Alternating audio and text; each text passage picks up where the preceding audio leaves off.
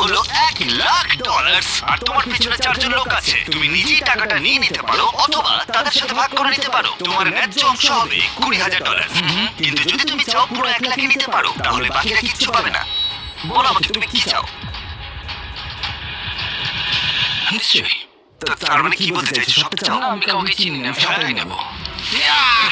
যদি তুমি সবটা নাও তাহলে ওরা কিচ্ছু পাবে না। হ্যাঁ, আমি জানি। আমি অনেক পেয়ে গেছি, অন্যদের সুযোগ দেওয়া উচিত। কিভাবে এটা আমি রাখবো? সব চলে যাবে।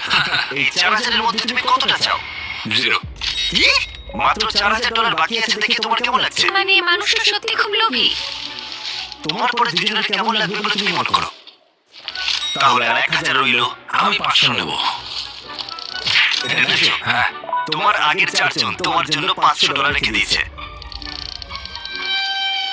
ওর জ্যাকেট থেকে সব টাকা